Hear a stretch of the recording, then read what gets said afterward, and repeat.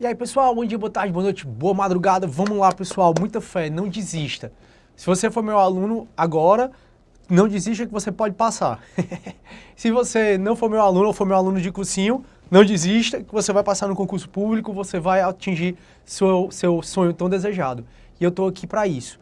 O meu objetivo é o seu objetivo. Quero o melhor para você. Eu digo para meus alunos que eu quero um dia que eles sejam meus chefes. Já pensou? Chego lá como oficial de justiça e tal, e eles chegam lá como juízes, cheio de processo, não sei o quê, e eu também cheio de mandado. E aí, mano, beleza, dá tudo certo. Vamos lá, pessoal. Agora a gente está no segundo simulado, ainda sobre teoria do crime, e a gente está falando sobre antijuridicidade e culpabilidade. Na aula passada a gente conversou um pouco mais sobre antijuridicidade. Nessa aula eu vou conversar sobre antijuridicidade também, mas vou conversar mais sobre culpabilidade, e a gente fez isso também na aula passada um pouco. Então você preenche o que você quiser, seu nome, seu e-mail, e se você quiser seu concurso, e começa assim. Acerca das causas excludentes de ilicitude e extintiva da punibilidade, assinale a opção incorreta. Preste atenção, aqui está errada. Item A. A coação moral irresistível exclui a culpabilidade. Correto. A coação moral está no artigo 22. Quando o artigo 22 fala coação irresistível, ali é a coação moral, é a intimidação intelectual. Sou eu pegar um filhinho de uma pessoa, botar uma arma na cabeça dele e dizer assim, ou tu mata o João, ou eu mato o teu filho.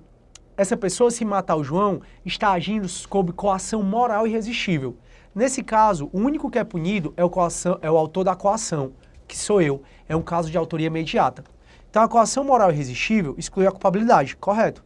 Enquanto a coação física irresistível exclui a conduta, correto. Coação física, sou eu pegar uma faca, colocar na mão de uma pessoa que tem bem menos força que eu e começar a esfaquear uma pessoa.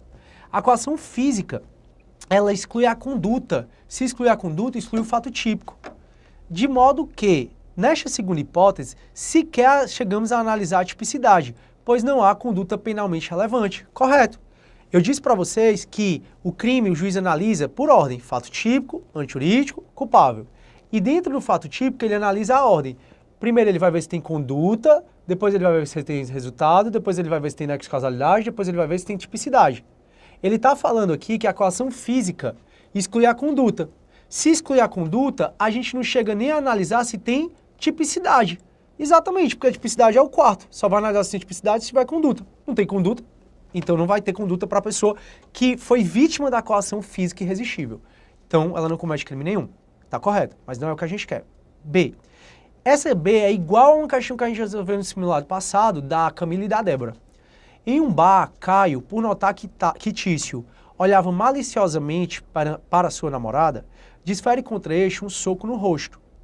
Aturdido, Tício vai ao chão, levantando-se em seguida e vai atrás de Caio e o interpela quando este já estava saindo do bar. Então veja, Caio notou que o Tício olhava para a sua namorada. Aí o Caio foi e deu uma porrada no Tício. Tício foi aturdido, quando o Caio já estava saindo do bar, o Tício foi lá e chamou Caio. Ao voltar-se para trás, atendendo o chamado, Caio é surpreendido com um soco no ventre. Tício praticou conduta típica, mas amparada por uma causa excludente de ilicitude. Falso. Se tivesse uma causa excludente de ilicitude aqui, uma justificação, ou uma justificação ou discriminação, né, uma discriminante ou uma justificante, seria, pessoal, a legítima defesa. Só que a legítima defesa é você atuar para repelir uma injusta agressão atual ou iminente. Como o Caio já estava saindo aqui, ele vai responder pelo crime de lesão corporal e o Tício vai responder pelo crime de lesão corporal. No máximo, o Tício vai ter aquela diminuição de pena, como eu falei para vocês, sobre ele do artigo 65, porque ele agiu sobre influência de violenta emoção, logo em seguida a injusta provocação da vítima. Como a gente quer errada, a B é errada. Significa que a C e a D está correta. Mévio, atendendo à ordem dada por seu líder religioso e com o intuito de converter Rufus, permanece na residência do Rufus a sua revelia, ou seja, sem o consentimento do Rufus. Neste caso, Mévio, mesmo cumprindo ordem de seu superior e mesmo sendo tal ordem não manifestamente ilegal, pratica crime de violação de domicílio, não estando amparado pela obediência hierárquica, correto? A obediência hierárquica, que está no artigo 22 do Código Penal, é a obediência à ordem de um superior hierárquico, a hierarquia do funcionalismo público. Aqui não foi hierarquia do funcionalismo público, foi uma hierarquia de religiosa. Então, ele vai cometer crime sim e não está amparado pela excludente de culpabilidade, também chamada de discriminante, também chamada de dirimente ou eximente, que são casos excludentes de culpabilidade, da obediência hierárquica. Ele só estaria amparado pela obediência hierárquica e com isso estaria excluída a sua culpabilidade se ele tivesse praticado um crime, né, sobre a ordem não manifestamente ilegal de superior hierárquico e hierarquia do funcionalismo público. Então tá errado, tá correto, né? Que diz que não está amparado pela obediência hierárquica. D. O consentimento do ofendido não foi previsto pelo nosso ordenamento jurídico como uma causa de exclusão da licitude. Correto? Todavia, sua natureza justificante, discriminante, é pacificamente aceita, falamos isso na aula passada, desde que, entre outros requisitos, o ofendido seja capaz de consentir e tal consentimento recaia sobre bem disponível ou relativamente disponível. Tá correto. A única errada aqui é a B de bola, por isso ela é a resposta correta. Segunda questão. Tony, a pedido de um colega, está transportando uma caixa de cápsula que acredita ser de remédios, sem ter conhecimento que estas, na verdade, continham cloridato de cocaína em seu interior. Por outro lado, José transporta em seu veículo 50 gramas de maconha, pois acreditava que ter pequena quantidade de material em sua posse para fins medicinais. Acreditava que poderia ter pequena quantidade para fins medicinais. Ambos foram abordados pela polícia e, diante da apreensão das drogas denunciadas pela prática do tráfico de entorpecentes, considerando apenas as informações narradas, o advogado de Tony José deverá alegar em favor dos clientes, respectivamente, a ocorrência de... Então, bora lá. O primeiro, pessoal, o Tony, ele sabe que transportar droga é crime. Ele só não sabe que ele estava cometendo esse crime naquele momento. Quando você sabe que é crime, só não sabe que você está cometendo esse crime naquele momento, esse é o erro de tipo, está no artigo 20 caput. O erro de tipo, que está no 20 caput, exclui o dolo. Se exclui o dolo, exclui conduta, se exclui conduta, exclui fato típico, se exclui fato típico, não tem crime. Então, o erro de tipo é a situação onde você sai apressado, pega o celular do seu amigo achando que é seu. Você sabe que furto é crime, você só não sabe que você está, em tese, praticando furto. O erro de tipo, ele está no artigo 20, quando ele é excusável, ele é perdoável, excusável, ele exclui o dolo. Se exclui dolo, exclui conduta, exclui fato típico, não tem crime. Se ele é inexcusável, você pode responder, se ele é inexcusável, você pode responder a título de culpa, se o crime for previsto na modalidade culposa. Então, o tráfico não tem modalidade culposa, do artigo 33, só tem modalidade dolosa, do artigo 33 da Lei de Drogas, que é a Lei 11.343 de 2003. Então, de 2006. Então, o Tony, ele vai ser amparado pelo erro de tipo. Por quê? Porque ele sabia que traficar droga é crime, portar droga é crime, ele só não sabia que ele estava portando droga naquele momento. E já José, ele estava com 50 gramas de maconha, e ele acreditava que pequena quantidade de maconha não tem problema. O José, ele vai estar amparado pelo erro de proibição, que está no artigo 21 do Código Penal. O erro de proibição é excludente da culpabilidade, ele exclui o potencial consciência da licitude. O erro de proibição é a situação que você sabe o que está fazendo, só não sabe que aquilo ali é crime. Eu digo muito para os meus alunos, eles adoram. É a história do açúcar. Existe um decreto de 1966 que diz que produzir, armazenar açúcar em local inapropriado é crime. Você sabia disso? Provavelmente não. Então, se você produzir açúcar em local inapropriado, você está cometendo crime. Se você fez isso sem saber que é crime, você vai ser amparado pela excludente de culpabilidade, adirimente ou eximente, chamado erro de proibição ou erro sobre a ilicitude do fato. Então, no primeiro caso, vai ser erro de tipo, artigo 20 caput, exclui fato típico. No segundo caso, vai ser erro de proibição, exclui culpabilidade. Resposta correta, então, erro de tipo, falso, erro de proibição nos dois errados, erro de tipo e erro de proibição. Resposta correta, C de casa. Perfeito. Terceira questão. De acordo com o Código Penal brasileiro, quanto à imputabilidade penal e quanto ao crime e seus aspectos, assinale a opção correta. A. O crime é doloso quando a gente deu causa ao resultado por negligência, imprudência ou imperícia. Falso, já falamos sobre isso. Negligência, imprudência ou imperícia é a violação de um dever objetivo de cuidado.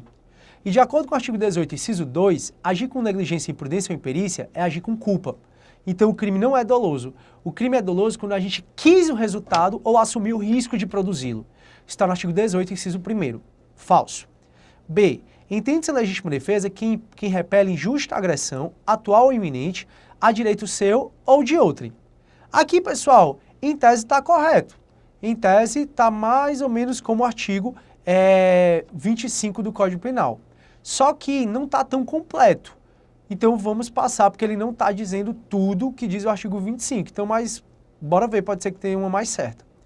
Todo concurso é assim, pessoal, leia tudo, porque às vezes tem uma mais certa do que a outra. C. O estrito cumprimento do dever legal é uma causa de exclusão da ilicitude. Correto, está no artigo 23 do Código Penal. A C acaba estando mais certa do que a B. A B ela não está tão 100% correta. Se a resposta não fosse a C, seria a B. Até agora a mais certa é a C. Que o estrito cumprimento do dever legal é uma causa de excludente de ilicitude. Correto. Item D. É isento de pena o agente que, por doença mental ou desenvolvimento mental incompleto ou retardado, era ao tempo da ação ou da omissão, no caso do artigo 26 caput, relativamente incapaz de entender o caráter do fato ou de determinar-se de acordo com esse entendimento. Se ele é relativamente incapaz de entender, ele não é inimputável. Ele é semi-imputável, do artigo 26, parágrafo único. O semi-imputável, ele não é isento de pena. O semi-imputável responde sim pelo crime. E se ele for condenado, é aplicado o sistema vicariante. Para o semi-imputável é condenado e o juiz ou diminui a pena dele, de 1/3 a 2/3, ou aplica medida de segurança. Esse é o sistema vicariante. Estaria correto se dissesse que ao tempo da ação ou da omissão, ele era, no lugar de relativamente, inteiramente incapaz de entender o caráter ilícito do fato. Aí ele estaria isento de pena, no lugar de relativamente, tivesse inteiramente, por conta do artigo 26 caput. Então, essa está errada. Item E, a embriaguez completa, voluntária ou culposa pelo álcool substância de efeitos análogos exclui a imputabilidade. Falso. Nem a embriaguez voluntária, nem a culposa, nem a pré-ordenada, ela exclui a culpabilidade. Exclui a culpabilidade está no artigo 28, parágrafo 1º. A embriaguez completa e involuntária, que é a proveniente de caso fortuito ou força maior. Então, a resposta correta, C de casa. Aqui é o tipo de questão, né? É a mais certa. Quarta questão diz assim: um dos elementos da culpabilidade, a imputabilidade, será excluída no caso de o agente atuar sobre embriaguez completa. Intencional? Bom, a imputabilidade não é excluída pela embriaguez intencional, a voluntária. Não é. Embriaguez fortuita? Sim, está no 28, parágrafo 1º. A embriaguez ela é isenta de pena quando a embriaguez por álcool ou substância de efeitos análogos é uma embriaguez completa e involuntária. A involuntária é a proveniente de caso fortuito, que é o caso, ou força maior. Embriaguez intencional, embriaguez culposa, embriaguez pré-ordenada e embriaguez voluntária, nenhuma dessas quatro, nem a intencional, nem a culposa, nem a pré-ordenada, nem a voluntária, exclui a imputabilidade. Por isso a resposta correta é a B de bola. Esse foi rápido, né? Legal. Quinta questão. Em relação aos conceitos de imputabilidade e responsabilidade, assinale a opção correta. Item A. Uma das características que o agente deve apresentar para que seja responsabilizado e sofra segundo o critério biopsicológico é o desenvolvimento e sofra sanção. Uma das características que o agente deve apresentar para que seja responsabilizado e sofra sanção segundo o critério biopsicológico é o desenvolvimento mental incompleto, é o desenvolvimento mental completo com alcance da maturidade psíquica. Correto. Como eu falei para vocês, o código não diz quem são os imputáveis, que é o primeiro elemento do terceiro substrato do crime, que é a culpabilidade. O código só diz quem são os inimputáveis. E no artigo 26 caput do Código Penal, diz que é inimputável o agente que, por doença ou desenvolvimento mental incompleto ou retardado, era ao tempo da ação ou da omissão, inteiramente incapaz de entender o caráter ilícito do fato. Esse é o critério biopsicológico. Não basta o cara ser doente mental ou ter desenvolvimento mental incompleto ou retardado, que é o critério biológico, e não basta ele ser inteiramente incapaz de entender o caráter ilícito do fato, que é o critério psicológico. Então ele está dizendo assim, que para o critério biopsicológico, para o cara ser responsabilizado, um dos requisitos é que ele tenha um desenvolvimento mental completo e ele tenha a maturidade psíquica, ou seja, desenvolvimento mental completo com maturidade psíquica. Aqui está correto, porque ele está falando que é para ser responsabilizado, sofrer sanção. Se fosse para não sofrer sanção, aí tinha que ser um dos requisitos, é o desenvolvimento mental incompleto ou retardado. Então a primeira está correta. 2. Uma das características que o agente deve apresentar para que seja responsabilizado e sofra sanção, segundo o critério biopsicológico, é a ausência de doença mental, de doença ou transtorno mental. Então, uma das características que o agente deve apresentar para que seja responsabilizado e sofra sanção, segundo o critério biopsicológico, é a ausência de doença ou transtorno mental. De acordo com o critério biopsicológico, ele só pode ser processado, só pode sofrer sanção, se ele não tiver doença mental ou desenvolvimento mental incompleto ou retardado. Não diz nenhum tipo de transtorno mental. Aqui é o tipo de questão que a gente fica em dúvida, vai depender do gabarito, porque lá no artigo 26 caput não se fala de transtorno mental. Se fala assim, é isento de pena o agente que por desenvolvimento mental incompleto ou retardado. Então, doença mental ou desenvolvimento mental incompleto ou retardado. Não fala de transtorno mental. Aqui, dependendo da banca, deixa eu ver quem é. São bancas que a IBFC ela é muito letra da lei. Provavelmente essa 2 vai estar errada. Por quê? Porque lá no artigo 26 caput não tem transtorno mental. 3. Ao infrator considerado imputável por apresentar transtorno mental, será aplicada medida de segurança. Pessoal, essa diz assim, ao infrator considerado inimputável por apresentar doença mental, será aplicado medida de segurança. Está correto. O inimputável do artigo 26 caput, ele vai sofrer absolvição. Sofrer não, ele vai ser absolvido. Só que a absolvição do inimputável do 26 caput é a chamada absolvição imprópria. A absolvição imprópria é aquela que o juiz absolve, mas impõe medida de segurança. Então, quando ele fala que o infrator considerado inimputável por apresentar transtorno mental será aplicado medida de segurança, está correta. Item A. Correta. A. Todas as afirmativas estão corretas. Eu ficaria na dúvida. B. Estão corretas a 1 e a 2, falso. C. Estão corretas a 2 e a 3, falso. E D, estão corretos a 1 e a 3. Pessoal, aqui eu ficaria na dúvida entre marcar a B, a A e a D de dado. Eu posso até conferir se essa foi ou não alterada pelo gabarito da questão, ou foi anulada, mas eu conferi na realidade e a resposta foi dada, eu acabei de ver aqui, foi a resposta D de dado. É uma questão totalmente passível de anulação, mas é isso mesmo, o concurso é feito dessa forma. Aí é só pra gente aprender a se acostumar. Galera, fiquem com Deus. Tchau, tchau.